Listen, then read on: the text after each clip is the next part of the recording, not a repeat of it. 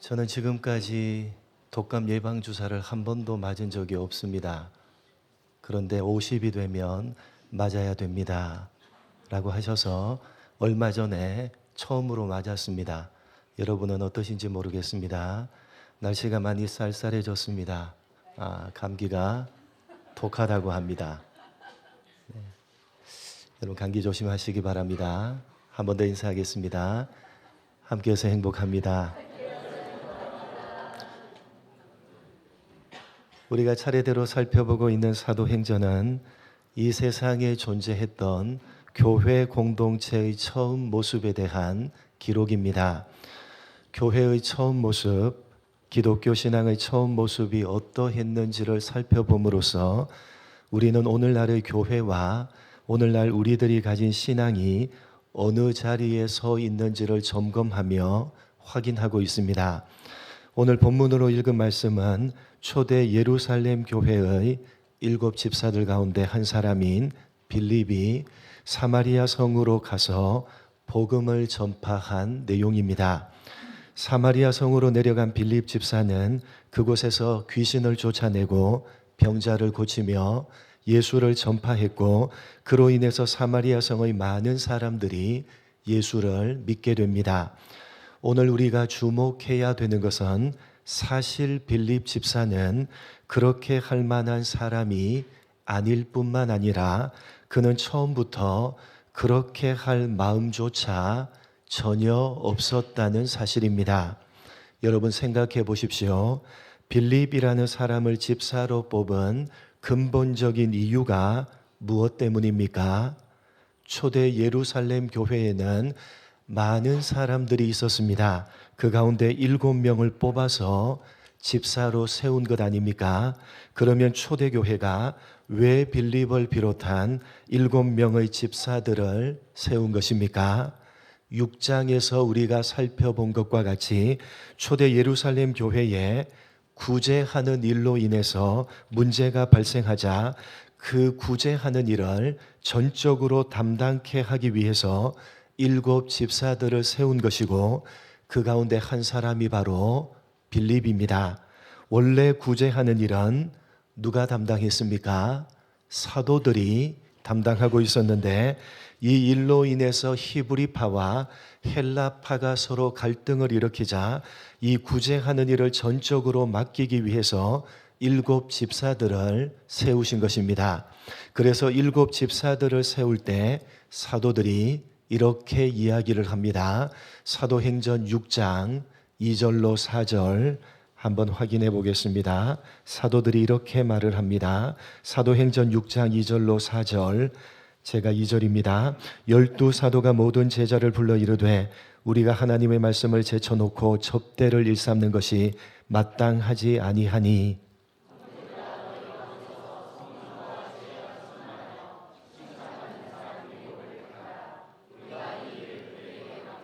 같이 읽겠습니다. 여러분, 사도들이 7명의 집사들을 뽑아서 세운 까닭이 무엇 때문이었습니까? 말씀을 가르치고 전하는 일에 방해를 받지 않기 위해서입니다. 그래서 접대하는 일, 즉 구제를 비롯한 봉사하는 잡무를 전적으로 맡기기 위해서 7명의 집사들을 뽑아서 세운 것입니다. 모든 잡무들을 7 집사들에게 전적으로 맡기고 사도들은 기도하는 것과 말씀을 전하는 것에 전적으로 헌신하기 위해서 7 집사들을 세운 것입니다. 무슨 말이냐? 7 집사들은 말씀을 전하는 일이 아니라 말씀을 전하는 그 일이 방해를 받지 않도록 하기 위해서 접대와 봉사만을 전적으로 감당케 하기 위해서 세운 사람들이라는 사실입니다. 그들의 일은 말씀을 전하는 일이 아니었습니다. 사도들이 그 일에 전념하도록 그 나머지의 잡무들을 감당케 하기 위해서 7 집사들이 세워졌고, 그 가운데 한 사람이 빌립이었습니다. 그렇기 때문에 사실은 빌립은 말씀을 전할 마음이 전혀 없었습니다. 그럴 자질도 없었고 그럴 마음도 그럴 열심도 사실은 없었습니다. 여러분, 빌립이 사마리아 성으로 내려간 까닭이 무엇 때문입니까? 말씀을 전하기 위해서 내려간 것입니까? 아니면 할 수 없이 내려간 것입니까? 다시 묻겠습니다. 여러분, 빌립이 사마리아 성에 말씀을 전하기로 계획을 하고 기도를 하고 준비를 해서 내려간 것입니까? 아니면 자신의 의지와는 상관이 없이 떠밀려서 사마리아 성으로 간 것입니까? 전자입니까? 후자입니까? 후자입니다. 사실 빌립은 자신의 의지와는 전혀 상관이 없이 할 수 없어서 사마리아 성으로 내려간 것입니다. 그는 사마리아에 대해서 전혀 아무런 생각이 없었습니다. 빌립은 전혀 그렇게 할 의사도 없었고 계획도 없었고 열심도 없었는데 그냥 결과가 그렇게 된 것입니다. 오늘 본문 1절을 한번 읽겠습니다. 1절 말씀 같이 읽겠습니다. 시작.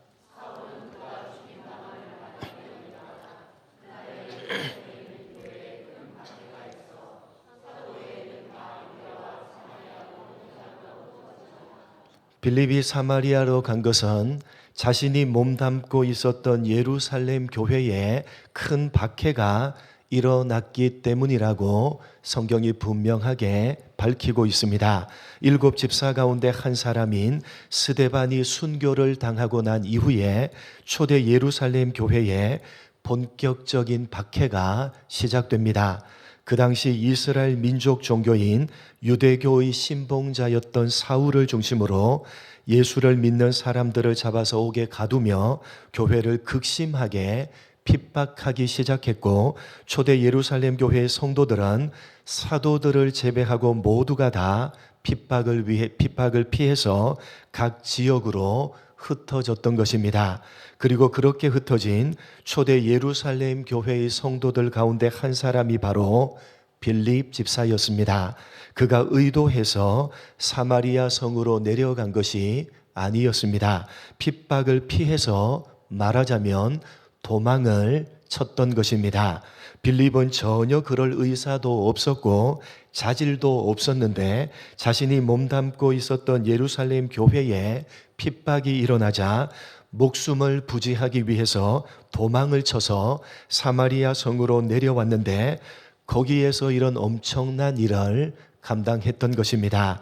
여러분, 7 집사들은 물론 여러 가지 면에서 성령과 지혜가 충만한 사람인 것은 사실이지만 그 시대에 말씀과 기도를 위해서, 즉 영적인 사역을 위해서 세워진 사람들은 아니었습니다. 7 집사들은 사도들이 감당했던 영적인 사역이 방해를 받지 않도록 사도들을 대신해서 구제를 하고 봉사를 하며 접대를 하는 교회의 잡무들을 감당하기 위해서 세워진 사람들이었습니다. 그런데 그 7 집사들 가운데 하나인 빌립 집사가 사마리아 성을 뒤집어 놓은 것입니다. 빌립이 계획하고 의도한 것이 아니라 핍박이 일어나서 할 수 없이 예루살렘을 떠나서 사마리아로 몸을 피한 그를 하나님께서 들어서 쓰셨기 때문에 이 모든 일들을 감당할 수가 있었다는 사실입니다. 그러니까 빌립이 사마리아 성에서 행했던 이 모든 일들은 빌립 자신으로 인해서 일어난 일이 아니라 자신의 계획이나 의지와는 전혀 상관이 없이 일어난 일입니다. 빌립이 아니라 누가요? 하나님께서 그렇게 하도록 그를 들어서 쓰신 것입니다. 그렇기 때문에 우리는 오늘 본문 말씀에서 빌립이라는 사람을 주목해서는 안 되고 빌립으로 하여금 그렇게 하도록 하신 하나님을 주목해야 되는 것입니다. 무슨 이야기냐? 빌립이 사마리아 성에서 감당한 모든 일들은 사실은 빌립이 아니라 누가 하신 일입니까? 하나님께서 하신 일입니다. 빌립은 그럴 만한 자질을 가진 사람도 아니었고 스스로 그렇게 할 의지도 계획도 전혀 없었습니다. 다만 자신에게 닥친 핍박을 피해서 목숨을 부지하기 위해서 사마리아로 도망을 쳤는데 뜻하지 않게 그곳에서 하나님께 쓰임을 받았다는 사실입니다. 그러므로 오늘 본문에서 우리는 빌립이 어떤 대단한 일을 행했느냐가 아니라 하나님께서 빌립을 통해서 이런 대단한 일을 행하신 것이고 그렇게 하신 이유가 무엇이냐 하는 것에 우리의 초점을 모아야 되는 것입니다. 그렇다면 여러분, 하나님께서 도대체 어떤 의도를 가지고 빌립을 들어서 쓰신 것입니까? 왜 그렇게 하신 것입니까? 그것은 초대 예루살렘 교회가 하나님께서 원하셨던 교회의 모습, 교회의 사명을 외면해 버렸기 때문이었습니다. 여러분, 하나님께서 교회에 주신 사명이 무엇입니까? 예수님께서 승천하시면서 이 세상에 남겨진 제자들에게 명령하신 것이 도대체 무엇입니까?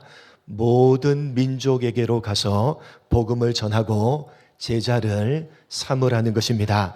그런데 주님의 지상 명령을 받았던 초대교회, 그것도 그들의 눈으로 직접 승천하시는 주님을 보면서 그들의 귀로 직접 주님께서 부탁하시는 지상 명령을 들었던 초대 예루살렘 교회는 모든 민족에게로 가서 복음을 전하고 제자를 삼으라 라는 이 지상 명령을 외면해버리고 말았던 것입니다. 사실 사도행전은 그 첫머리에 주님이 승천하시는 장면을 다시 한번 기록함으로써 교회 공동체가 어떤 사명을 가져야 하는지를 그 시작부터 분명하게 밝히고 있습니다.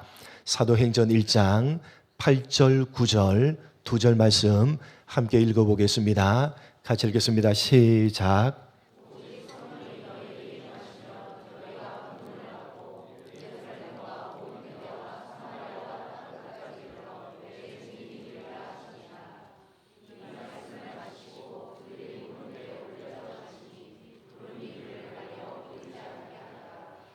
여러분 생각해 보십시오.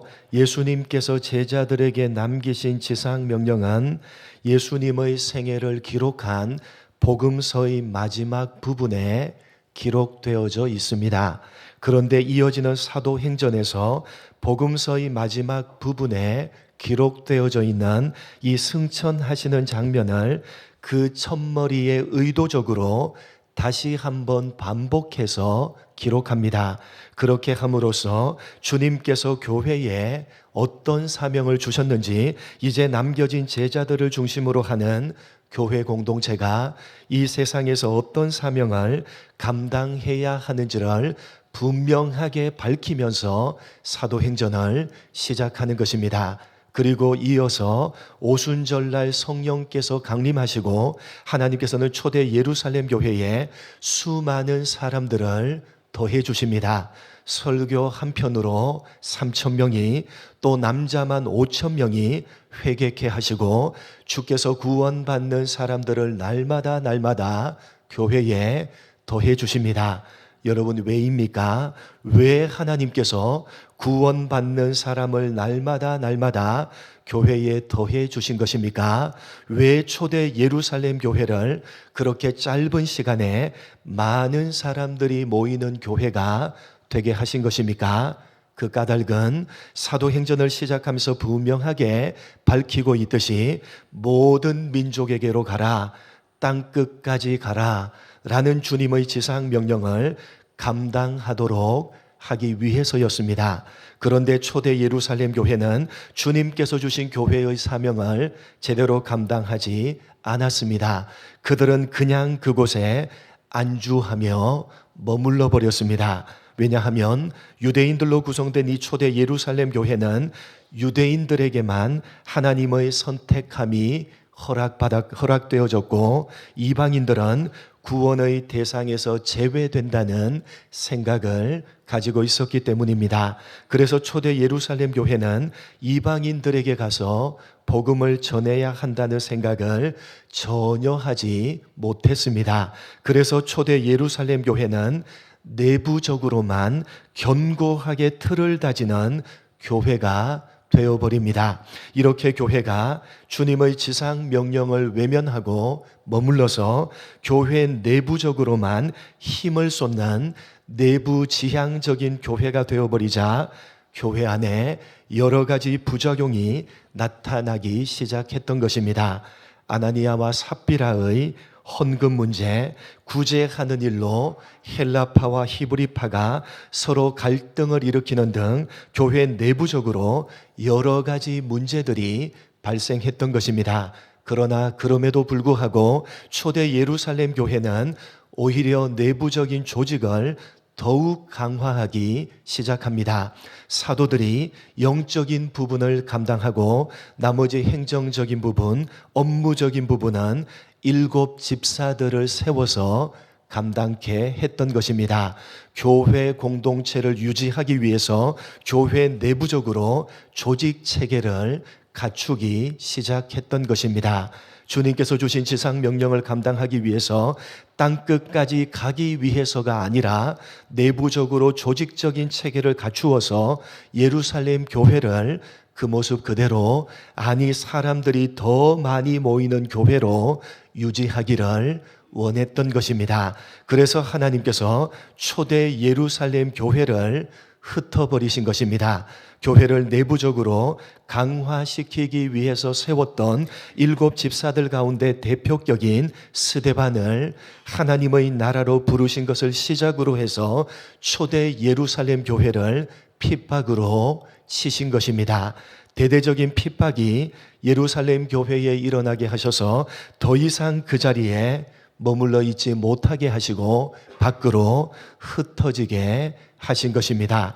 그렇게 흩어진 사람들 가운데 빌립 집사가 있었고, 하나님께서 그 빌립을 통해서 교회가 무슨 사명을 감당해야 하는지를 분명하게 보여주셨던 것입니다. 빌립이 스스로 의도한 것이 아니었습니다. 빌립은 다만 핍박을 피해서 도망을 쳤을 뿐입니다. 그런 빌립을 통해서 하나님께서는 당신이 무엇을 원하시는지, 교회가 어떤 사명을 감당해야 하는지를 분명하게 보여주셨던 것입니다. 여러분, 왜 빌립입니까? 예수님의 지상 명령을 직접 들었고 그 일을 감당할 만한 사람인 사도들은 핍박이 일어났음에도 불구하고 1절 말씀에서 보듯이 예루살렘에 그대로 머물러 버렸기 때문입니다. 그래서 스데반을 사용하셨고 빌립을 사용하신 것입니다. 무슨 말입니까? 스데반과 빌립은 초대교회가 주님의 지상 명령과는 정반대로 교회의 내부적인 조직을 더욱 견고하게 하기 위해서 세웠던 7 집사들에 속했던 사람들입니다. 교회가 내부적인 조직 체계를 갖추기 위해서 세운 7 집사들 가운데 스데반과 빌립을 하나님께서는 교회 내부적으로가 아니라 정반대로 사용을 하셨던 것입니다.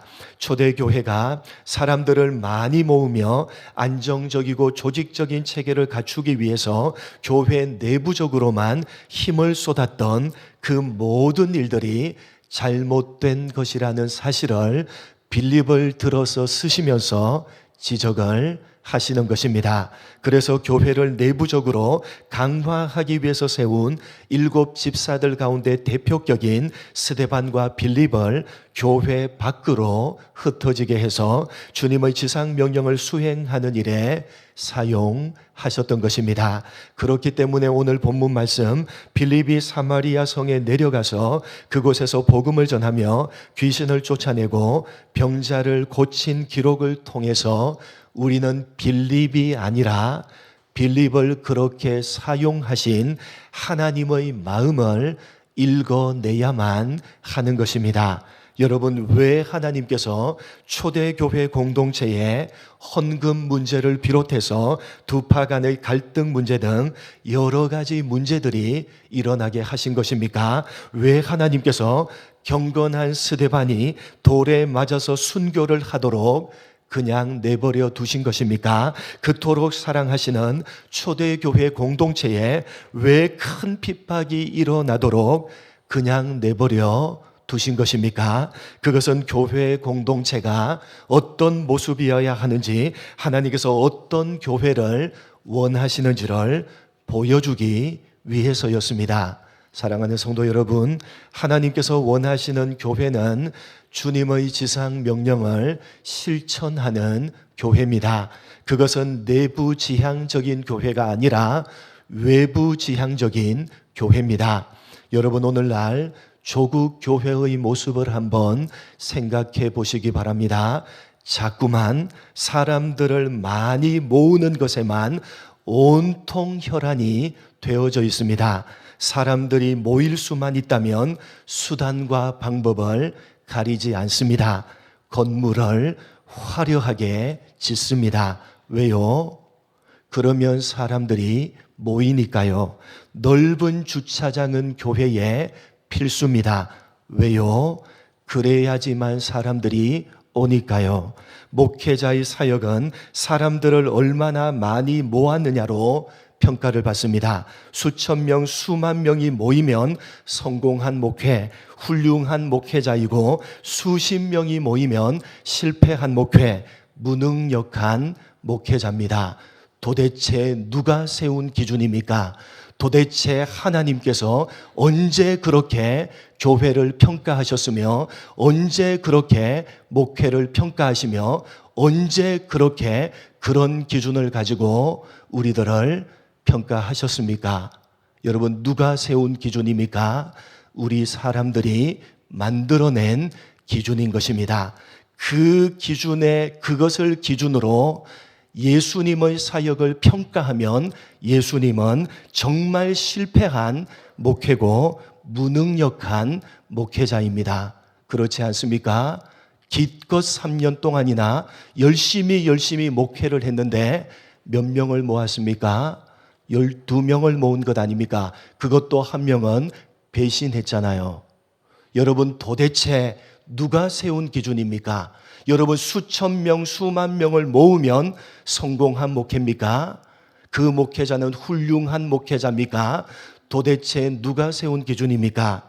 초대 예루살렘 교회가 그랬듯이 자꾸만 오늘날의 조국 교회가 내부적으로만 관심을 가지고 힘을 쏟으니까 여러 가지 분쟁과 부정과 비리와 부패가 나타나고 있는 것 아닙니까? 우리의 눈으로 보고 있고 우리의 귀로 듣고 있는 조국 교회의 엄연한 현실입니다. 여러분, 만약 교회가 정신을 차리지 않는다면 초대 예루살렘 교회에게 그렇게 하셨던 것처럼 하나님께서 조국 교회에 큰 핍박을 주셔서라도 결국은 교회의 사명을 감당케 하실 것입니다. 사랑하는 성도 여러분, 내부 지향적인 교회에 대한 생각에서 탈피하시기 바랍니다. 주님의 지상 명령을 감당하는 교회, 모든 민족에게로 세상으로 가서 세상을 고치며 세상을 살려내는 교회, 교회가 여기 이곳에 있음으로 해서 그 혜택을 이 지역 사회가 받는 그런 교회, 하나님께서 기뻐하시는 외부 지향적인 교회로 만들어 가시기 바랍니다. 사랑하는 성도 여러분, 조국 교회는 패러다임을 완전히 바꿔야만 합니다. 어떻게 해서든지 수단과 방법을 가리지 않고 내 교회에 사람을 많이 모으고 저 푸른 초원 위에 그림 같은 교회 건물을 짓고 천년 만년 살려고 하는 그런 내부 지향적인 모습에서 주님의 지상 명령을 실천하는 외부 지향적인 교회로 완전히 전환을 해야 되는 것입니다. 그것만이 교회가 살 길입니다. 여러분 서구의 교회들을 한번 생각해 보십시오. 유럽의 교회들을 여러분 한번 생각해 보십시오. 그들이 땅끝까지 가라는 이 교회의 사명을 외면한 채 수단과 방법을 가리지 않고 사람들을 교회로 불러 모으면서 앞을 다투어서 교회 건물을 화려하게 짓고 그렇게 화려하게 지은 자신들만의 아방궁 안에서 자기들끼리만 즐기다가 결국은 망해버린 것 아닙니까? 사람들은 떠나가 버렸고 그렇게 화려하게 지은 교회 건물들은 모두 다 술집이 되어버렸고 춤추는 무도장이 되어버린 것 아닙니까? 그런데 그 길을 오늘날 조국 교회가 그대로 따라가는 것입니다. 여러분 과연 우리 서울 우림교회는 어떻습니까? 여러분 교회를 교회답게 올바로 교회를 세워가는 일에 힘을 모아 주시기 바랍니다. 하나님이 어떤 분이신지 하나님께서 원하시는 것이 무엇인지 배우기를 힘쓰시기 바랍니다. 알아야지만 세워갈 것 아닙니까? 여러분 배우시기 바랍니다. 제자 훈련을 받으시기 바랍니다. 제자로서 훈련되시기 바랍니다. 사역 훈련을 받으심으로 목회자가 가지고 있는 목회 철학을 함께 공유하시기 바랍니다. 하나님께서 원하시고 기뻐하시는 교회, 우리 서울우림교회를 그런 교회로 함께 세워 나가기를 주님의 이름으로 간절히 축복합니다. 하나님 아버지, 주께서 원하시는 교회가 어떤 교회인지 분명하게 깨달아 알게 하옵소서.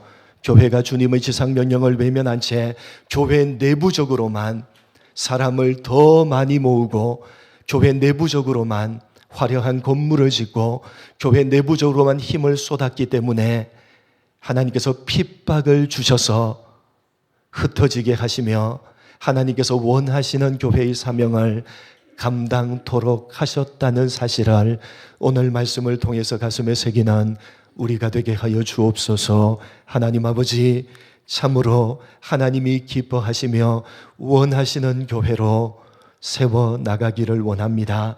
그러기 위해서 우리는 하나님이 어떤 분이신지, 하나님이 원하시는 것이 무엇인지 끊임없이 배워야 될 것입니다. 하나님 아버지, 끊임없이 교회 안에서 말씀을 배워가게 하시고 제자로서 훈련 받아가게 하시고 또 사역 훈련을 받음으로 목사의 목회 철학을 함께 공유하며 하나님이 원하시고 기뻐하시는 교회, 우리 서울우림교회를 그런 교회로 함께 세워 나가기에 부족함이 없는 우리 모두가 될 수 있도록 은혜 베풀어 주옵소서. 감사하오며 예수님의 이름으로 기도드립니다. 아멘.